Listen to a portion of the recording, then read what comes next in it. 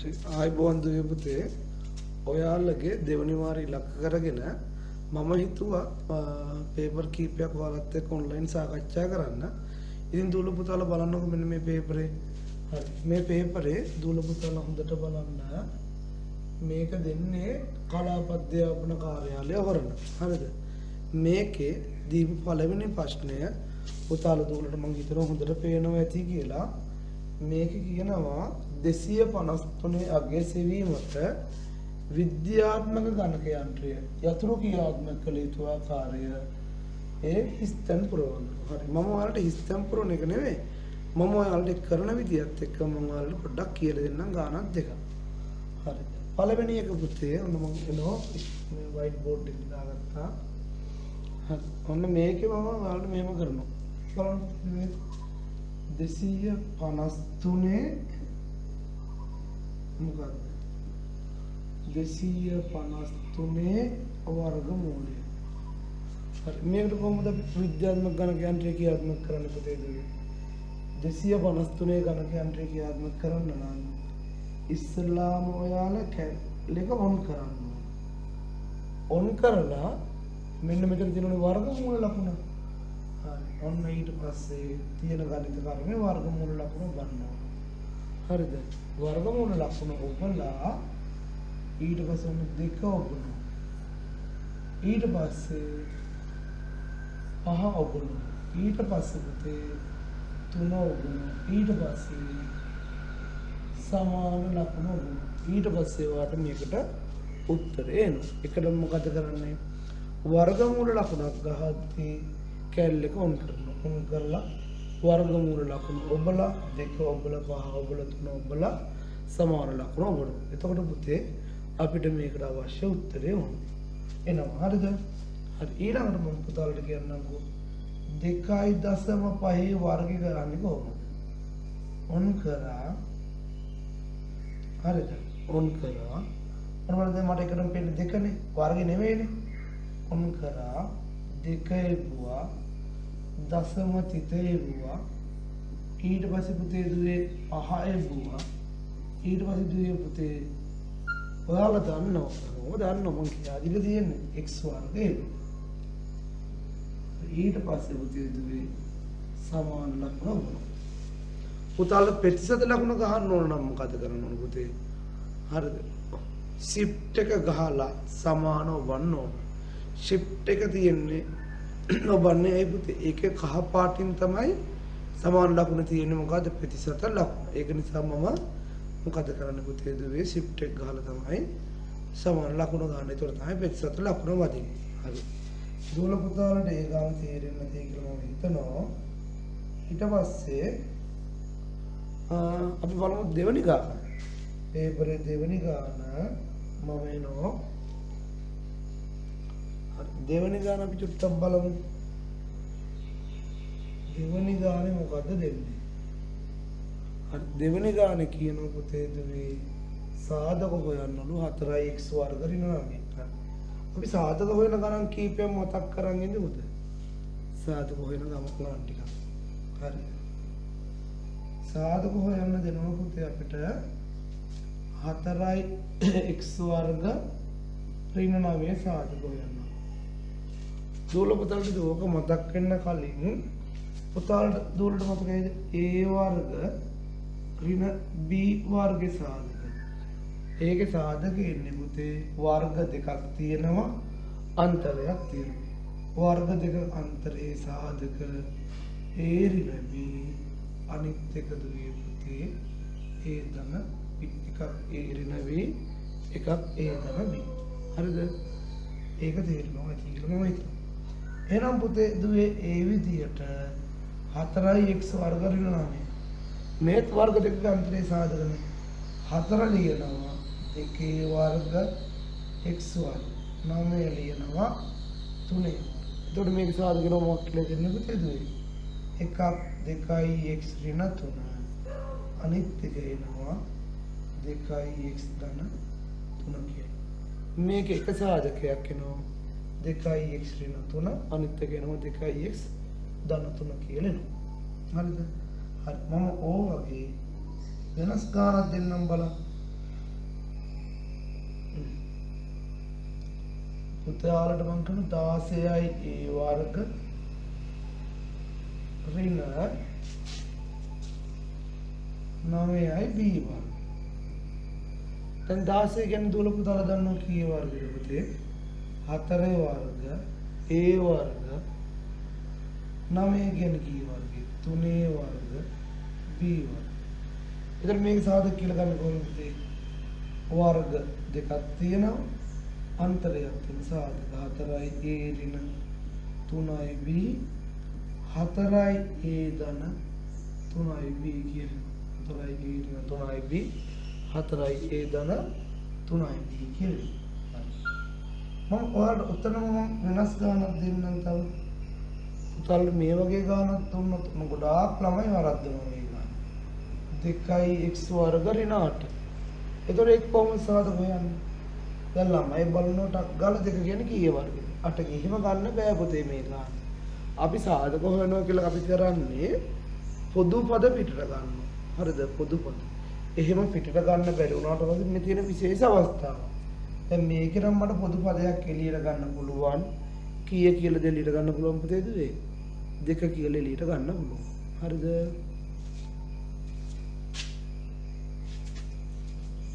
මේක එළියට ගන්න පුළුවන් 2 කියලා. හරිද? 2 කියලා එළියට ගත්තම එනවා x වර්ග ඍණ 4. 2යි x වර්ග 4 කියන්නේ කීය වර්ගද? 2 වර්ග. එතකොට මේකේ උත්තරය x වර්ග ඍණ 2 වර්ග කියන්නේ පුතේ එකක් x ඍණ 2 අනිත් එක x ධන 2. එකක් x ඍණ 2 එකක් x ධන 2 කියලා එනවා. හරිද? ඊළඟට මම දොළ පුතලට මතක් කරන්නම්. මොකක්ද? පද හතරක් සහිත ප්‍රකාශනයක සාධක හොයන්න කොහොමද? ax ay ඊට ළමයි කියයි bx ධන by එකක් ax ay අනිත් එක පුතේ bx මොකද? by. හරි මේ දෙකම මම එළියට ගන්නවා මොකද ගන්නෙ? a. මේ දෙකම එළියට ගන්නවා a. a ගත්තම ඇතුළට එනවා x ධන y. මේ දෙකම මේ එළියට ගත්තම එනවා x ධන y. එතකොට මේ දෙකම මේ ගත්තම x ධන y එනවා වගේම මේකෙත් ඇතුළට යනවා x ධන y. හරිද? x ධන y. එතකොට මේ දෙකම මේ එළියට යනවා කවුද එන්නේ? b එනවා. මේ දෙකෙන් එළියට ගන්නවා a x ධන y. එතකොට මෙතන x ධන y නම් අනිවාර්යෙන් මෙතන එන්නත් ඕන x ධන y. එතකොට මේ දෙකටම පොදු කවුද පුතේ? b. මොන b ද? ධන b. එතකොට මේක සාධක කරන එකක් x ධන y අනිත් එක පුතේ මේ දෙකෙන්ම ඒවත් x ධන y එළියට ගත්තා. a ධන b කියලා එනවා. හරිද? දුල පුතල මේක හදන්න ගියාම පුතාලා දුල ඉස්සෙල්ලාම ගාන ලියා ගන්නවා. ලියාගෙන හදන්න try එකක් දෙන්න. හරිද? මේ දෙකෙන්ම එළියට ගන්නවා a ගත්ත වෙනවා x ධන y. මේ දෙකෙන්ම මොකක්ද දෙන්නේ? x ධන y එළියට ගන්නවා b. එතකොට සාධක එකක් x ධන y අනිත් එක a ධන b කියලා එනවා. හරිද? නම් තව එකක් දෙන්නම් පුතේ දෙන්නේ. හරිද? මෙහෙම ගානක් දෙන්න. අර ගානම දෙන්නම් ax ධන ay ඍණ x ඍණ y.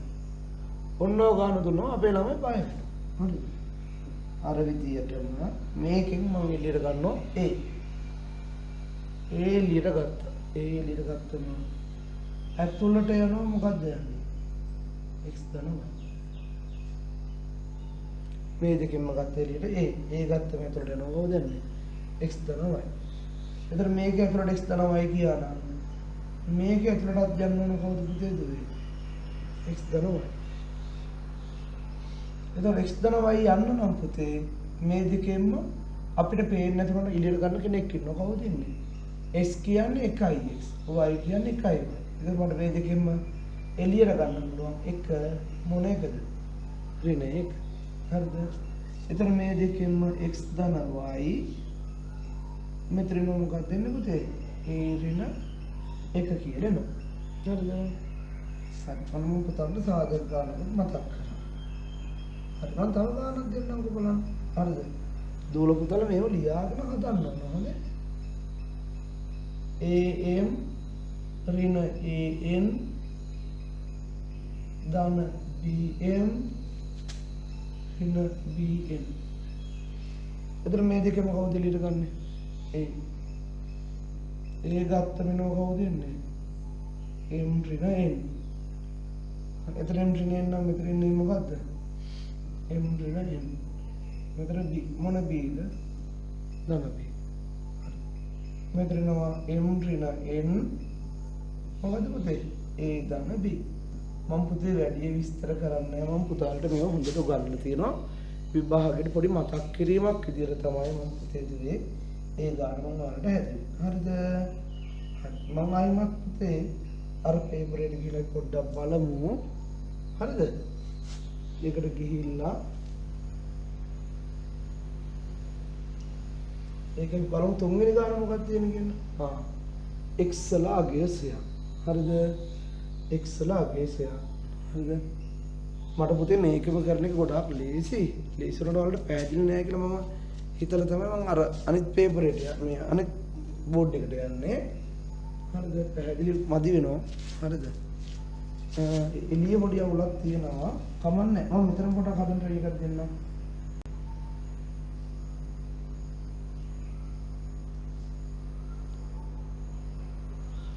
මේ කොහොමද මම හදන්නේ පුතේ දුවේ? x ලා මේ ගානේ පුතා දොලට පේනෝ නේද? මෙතන 40යිනේ 140යිනේ. මෙතන 140යි කියන්නේ 140යි කියන්නේ හරිද? මේන්න මෙතන කොන කීයක් එනවා? 40ක් කියලෙනවා. මෙතන 140යි කියන මෙතන කොන කීයක් එනවද? 40යි කියලෙනවා. එතකොට මම කොහොමද එක්සල් රගේ ගන්නෙ? මම පුතාලට කිව්වා පොඩි ප්‍රමේයක් කියලා දෙන්න මතකද ගන්න. මෙහෙම ත්‍රිකෝණයක් තියෙනවා. පාදයක් දික් කරලා තියෙනවා. පාදයක් දික් කරාට පස්සේ එළියේ හැදෙන කෝණය ඇතුලේ හැදෙන කෝණයට දෙක එකතුවට සමානයි. මොකද ප්‍රමේය? ත්‍රිකෝණයක පාදයක් දික් කිරීමෙන් සෑදෙන බාහිර කෝණය එහි අභ්‍යන්තර සම්මුඛ කෝණ දෙක එකතුවට සමානයි. ත්‍රිකෝණයක පාදයක් දික් කිරීමෙන් සෑදෙන බාහිර කෝණය එහි අභ්‍යන්තර සම්මුඛ කෝණ දෙක එකතුවට සමානයි. එහෙනම් මෙතන 40 නම් මෙතන 80 නම් මෙතන x රගේ ගන්න කොහොමද පුතේ? x සමානයි. හරිද? ඇතුලෙන් තියෙන සම්මුඛ කෝණ දෙක මොකද පුතේ? 80 ධන 40. 80 ධන 40. උත්තරේ නොනිෂ්ඨ කීයක් කියනවද? 120ක් කියනවා. ඉෂ්ඨන උත්තරේ 120යි. හරි. මම හිතනවා පුතාලට ඒක මතක් වෙන්න ඇති කියලා. හරිද? හරි. ඊළඟට බලමු අපි ඔන්න ඊළඟ ගාන. පුතාලා දුල මේ ගාන ලියා ගන්න. ලියාගෙන නැත්තම් පේනොත් දන්න. ඔන්න. හරිද?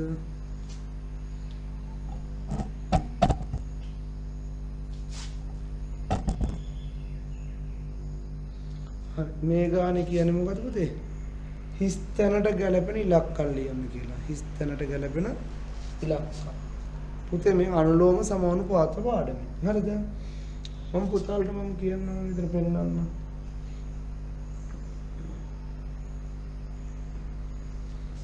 මෙතන මම පෙන්නනවා. පුතේ මෙතන 5 කීයෙන් ගුණ වෙලාද 15 වෙන්නේ? 5 කීයෙන් ගුණ වෙලාද 15 වෙන්නේ? 5 3ෙන් ගුණ 5 ගුණ වෙලා තියෙනවා කීයෙන්ද? 3ෙන්. ඒතර 5 3ෙන් ගුණ වුණා. දෙකක් කීයෙන්ද ගුණ වෙන්න ඕන? 3ෙන්. දෙකක් 3ෙන් ගුණ කරාම දෙවරක් 3 කීයද? 6යි. බලන්නකො අනුලෝම සමානුපාත වැඩි වෙනවා. මේ ගාන බලන්නකෝ. මේ ගානේ මොන බලන්න පුතේ? 3 කීයෙන් වැඩි වෙලාද 18 එන්නේ? 6. ඒතර මෙන්න මෙතන තියෙන ගාන 6න් වැඩි වුණාම 30 එන්න ඕන. ඒතර දුල පුතලා මට කියන්නකෝ මෙන්න මෙතන කීයද තියෙන්නේ නැත්තේ? 5 තියෙන්න ඇති. කීය තියෙන්නේ නැද්ද? 5 තියෙන්න ඇති කියලා මම හිතනවා. හරිද? ඒක පුතේ ඕනම ළමයට ඕනම පොඩි එක්කෙනෙක්ට 6 වසරේ ඉඳන් ඉන්න ළමයට ඔක තේරෙනවා. හරිද? තුල්‍ය අනුපාත. හරිද? හරි. ඒක තේරෙනවා කියලා හිතනවා. ඊට පස්සේ මම පුතාලට මෙන්න මේ ගාන දීමීය සංඛ්‍යාවක් කරා. දීමීය සංඛ්‍යාවකින් දීප එක දශමීය සංඛ්‍යාවක් කරන කියලා පේපරේ දෙන්න. අපි කොහොමද කරන්නේ බලන්න ළමයින මතක නැහැ. ගොඩක් කට්ටියට මතක ළමයිලොත් ඉන්න. 1යි 0යි 1ව 2යි 0යි 1යි 1. 1ව 2යි 0යි 1යි 1. එතකොට මේ කොහොමද කරන්නේ? මේ තියෙන දෙකේ බිඳුවේ. මේ දෙකේ එකේ. මේ දෙකේ දෙකේ. මේ දෙකේ තුනේ.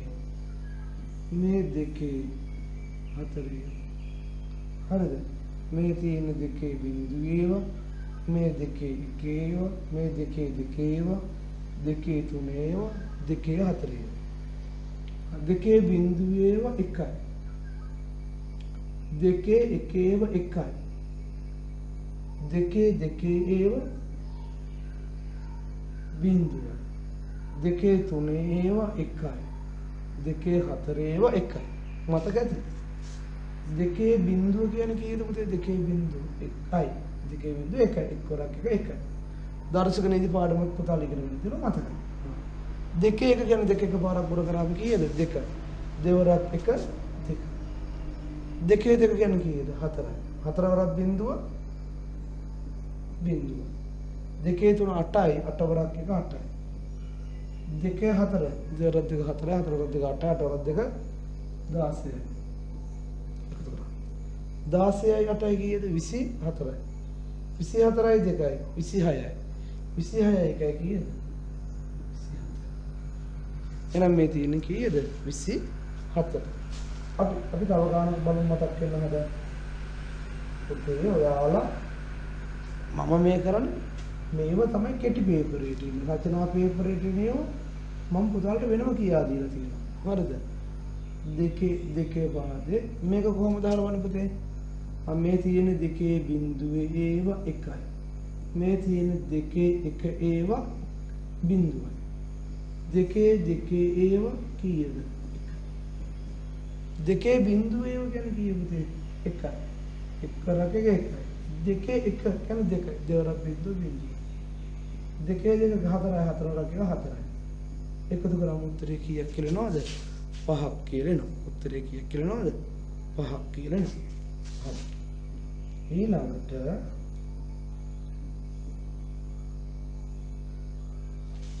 ඒක හරි කියලා මම හිතනවා.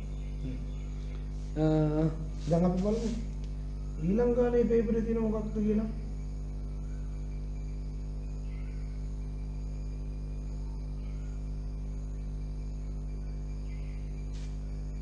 හරි. අපි බලමු ඊළඟ ගාන. මේ ගානේ කියනවා පුතේ පාසලක සිසුන් 850ක්. මේක 100ට වට යනවා. හරිද? හරි. පාසලක සිසුන් 850යි. මේක 100ට වට යනවා. කොහොමද මේක වට යන්නේ? පාසල සිසුන් 850. 850. අපි මේක කොහොමද 850 100ට වට යන්නේ? ඔන්න පුතේ මම මේකට දානවා බින්දු කීයක් දානවද? බින්දු දෙකක් දානවා. ඔන්න මම බින්දු දෙකක් දානවා. හරිද? දැන් බින්දු දෙකක් දාන්නේ මේ 50 වෙනවරනේ. හරිද? දැන් 850. හරිද? දැන් මේ 100ට වට යද්දි 100 ගුණාකාරට තමයි ලං වෙන්නේ. දැන් 850 කිට්ටු 800ට වක්ක 900ට වක්ක දෙකටම සමානයි. 800ටයි 900ටයි දෙකටම තියෙන්නේ කීය ගානේ? 50 ගානේ 50 ගානේ නිසා මම හිතනවා කීර ළඟයි කියලාද? 900 අපි හිතන්නේ කොයි වෙලාවෙ වැඩි එකට ළඟයි කියලා තමයි අපි හිතන්නේ. හරිද? හරි මම තව එකක් දෙන්නම් 100ට යන්නේ. 924. හරිද? 900 බිංදු දෙකක් දැම්ම. මෙන්න මේ 24ට නේද බිංදුව දැම්මේ? හරි. 100ට වට යද්දි වැඩි පැත්තට 50යි අඩු පැත්තට 50යි. හරිද? දැන් 24 තියෙන අඩු පැත්තනේ. අඩු පැත්තට තියෙන නිසා 9ට බලපෑමක් කරන්න නැත්නම් දෙක පහට වඩා අඩුයි. පහට වඩා අඩු නිසා 9ට බලපෑමක් කරන්න බෑ. හරිද? දැන් මම පුතට තව ගානක් දෙන්නම්. මේක බලන්න කොන්න මම බින්දු කීයක් දානවා 100 වට යන්න කිව්ව නිසා බින්දු දෙකක් දානවා. මෙතන 49. 49 කියන්නේ 100 භාගයට වඩා අඩුයි. එහෙනම් මේ 82කට බලපෑමක් කරන්න බෑ. 82. මම තව එකක් බලන්න 782. බින්දු කීයක් දානවා? බින්දු දෙකක් දානවා. ඒ බින්දු දෙක මේ 82 පුතේ කීයට වඩාද? 100 භාගයට වඩා වැඩි. එහෙනම් 4ට බලපෑමක් කරනවා කීයේ? 800යි. හරිද? 800යි කියලෙනවා. හරිද? හරි. දොළ පුතාලට ඒක තේරෙන්නේ කියලා හිතනවා. ඊට පස්සේ මම බලමු. අද ගාන 18 වට යන ගාන කොහොමද? මෙන්න මේ බලන්නකො. 18 වට යන නිසා බින්දු තුනක් දෙන්න. 10 භාගිකයේ 500යිනේ. 841 500ට වඩා වැඩි. එහෙනම් මේ 8 කියන්නේ 7 8 වුණා. හරිද? 1224 බින්දු තුනක් දැම්මා. මේක කීයට වඩා? 500ට වඩා අඩුයි. 500ට වඩා අඩු නිසා කීයද? 1යි. හරිද? දොළ පුතාලට ඒක තේරෙන්නේ කියලා මම හිතනවා. හරිද? ඔන්න මම යනවා. අයිමත් අපි යන පේපරේ විතර පුතේ. හරිද?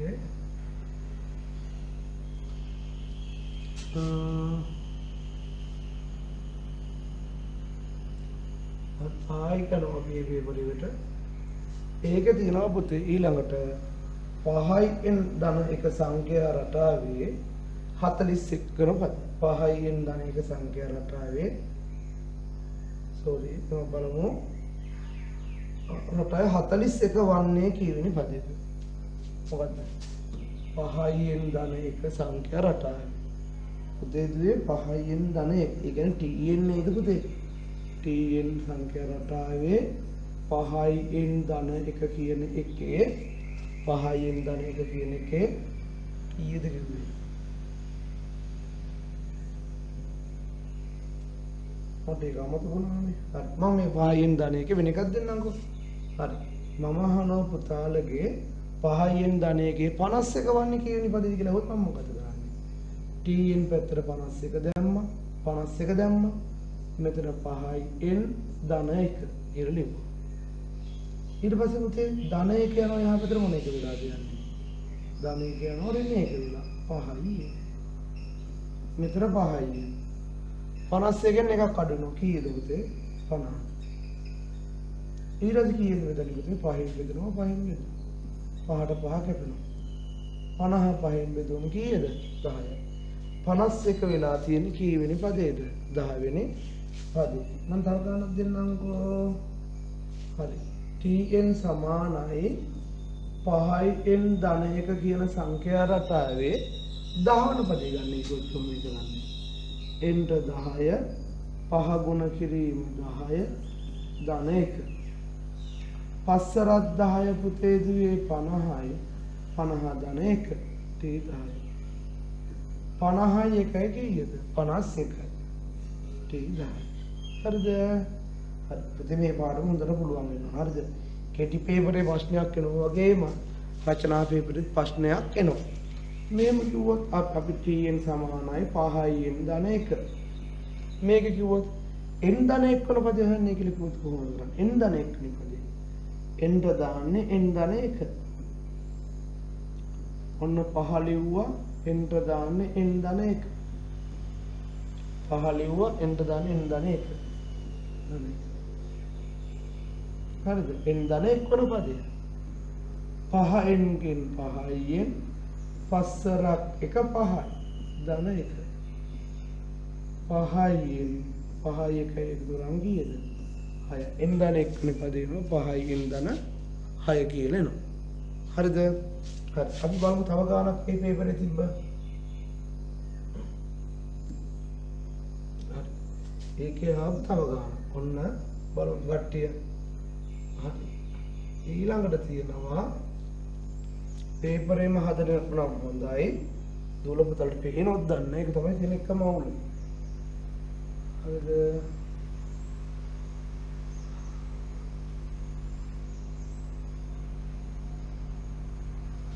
ඒක මම මොකද කරන්න පුතේ දුවේ? ඒක මම කරනවා මෙහෙම.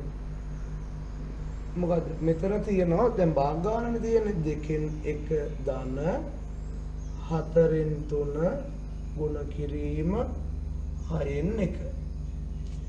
හරි මේක කොහොමද ගන්නෙ? පුතේ දැන් ඔයාලා දන්නවා ඕවන් බෙගුදාරි නැත්තම් පුතේ අපි ඉගෙන ගත්ත ඕනම ගානක් හදලා අමාරුවෙන් කරන දින එක තමයි එකටම කරන්නේ. ඒතර පුතේ මම එකතු කරනවට වඩා අමාරුනේ ගුණ කරන එක. එහෙනම් මම මේ ගුණ කිරීම ගාන හදා ගන්න. කොහොමද හදන්නේ පුතේ? මේකත් කපනවා. කොහොම කපන්නේ පුතේ? 3ට 3 ඒව 1යි 3ට 3 ඒව 1යි 6ට 3 ඒව 2යි 3ට 3 ඒව 1යි 6ට 3 ඒව 2යි.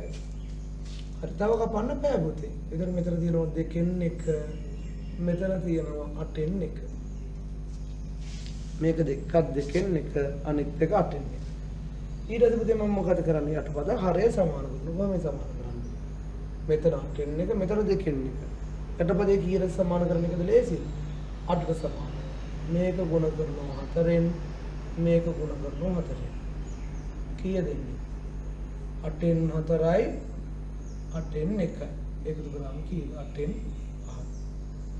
හරි. මම ඒ ගාන වැඩිපුර විස්තර කරන්නේ නැහැ පුතේ දුවේ. භාග ගණන් කියන්නේ අපිට ඉගෙනගත්ත සාමාන්‍ය ගණන් වර්ගය. හරිද? ඒ විතරමත් ලේසි. හරිද? හරි. ඔන්න ඊළඟ ගාන බලමු පුතේ. ඊළඟ ගාන කියනවා මෙන්න මේක විසඳන්න. හරි. මේක විසඳන්න කියුවම 5 x ඍණ 2 ධන 3 18යි. පුතාලට මේට වඩා ලොකු ගණන් මම පන්තියේ කියලා දුන්නා. වරහන් වර්ග දෙකක් තියෙන ඒවා කියලා දුන්නා. ඊට මේක වරහන් වර්ග දෙකක් නෑ නේ. වරහනයිනේ. වරහනේ මෙච්චර. 5s ගෙන් 5x. පස්සරක් 2 10යි. ධනයි ඍණයි ඍණ 10යි. මෙතන එනවා ධන 3 සමානයි කීයද? 18. මෙතන 5යි x එනවා. ඍණ 10යි ධන 3යි. ඍණ 7යි. 18. පස් x ගෙන් 5යි x පස්සරක් 2 10යි. 3 5යි x. ඍණ 10යි ධන 3යි ඍණ 7යි. හරිද? ඍණ 7 යනවා එහා පැත්තට මොන හතද වෙන්නේ? ධන 7. මෙතන 5යි. මෙතන 5යි x ආවා. 18 7යි දුන්නේ කීයද පුතේ? 25. 18 7යි 25. ඊළඟ 5න් බෙදනවා 5න් බෙදනවා 25 5න් බෙදන්නේ කීයද? 5. 25 5න් බෙදුවා 5. හරි. මම හිතනවා පුතාලා දුවලට ඒක තේරෙන්නේ නැති කියලා. හරිද? පුතාලා දුවලට මේව කරා. හරිද? දැන් පුතාලට ඒක අමතක කරන්න ගාලා මොකද මේ පාඩම අරන් කරගන්න ඕන. හරිද? හරි. ඔන්න දැන් සංඛ්‍යා රටාවක් තියෙනවා පුතේ 5 8 11 14. 5 8 11 14 කියන එකේ 5 8 11 14 කියන සංඛ්‍යා රටාවේ සාධාරණ පදය හොයන්න කියලා. 5 8 11 14 කියන එකේ සාධාරණ. පුතේ මේක සාධාරණ පදය ගන්න ලේසිම වැඩි. හරිද? පොදු අන්තරය ගන්න. පොදු අන්තරය. පොදු අන්තරය. පුතේ 8න් 5 අඩු කරනවා. 8න් 5 අඩු කරාම කීයද? 3. 8න් 5 අඩු කරාම 3යි. එනනම් tn සමීකරණය ලියනවා. tn සමානයි tn සමානයි 3 3 වැඩි වෙවි යන්නේ 3යි. හරිද? n දෙක දාන්න 3 වරක් එක 3යි. හැබැයි මට n එක දාපු ගමන් 5 එන්න ඕන. 3 ගුණ කිරීම එක 3යි. 5 එන්න නම් මේ ආපු එකට කීයක් එකතු කරන්න ඕනද? දෙකක් එකතු කරන්න. එහෙනම් tn සමානයි 3යි ඉඳන 2. පුතාලට ඒ කරපු ගණන් ටික හොඳට තේරෙන්නේ නැතේ කියලා මම විශ්වාස කරනවා. හරි. දුවේ පුතේ මෙතන මම ගණන් සාකච්ඡා කරා 10ක්. ඒ පාඩම් අමතක වෙලා තියෙනවා පුතේ. ඒ මම හදපු ගාන කටපාඩම් කරන එක නෙමෙයි. කරන්න ඕනේ පුතේ දුවේ. ඔයා මම උගන්වපු ගණන් ටික ඉස්සෙල්ලා බලන්න. ඊට පස්සේ දුවේ පුතේ අර ගාන ආයමස්තරයක් හදන්න බලන්න. අමතක වෙච්ච දෙයක් තියෙනවා නම් වැඩිපුර ඒකට අවධානය යොමු කරන්න හැම ළමයෙක්ම පුතේ දුවේ ඒකයි මම බලාපොරොත්තු වෙන්නේ. හරිද? එහෙනම් හැමෝටම සුබ දවසක්. මම තව කෙටි ප්‍රශ්න 10කින් ඔයත් එක්ක හමු වෙනවා. හරි.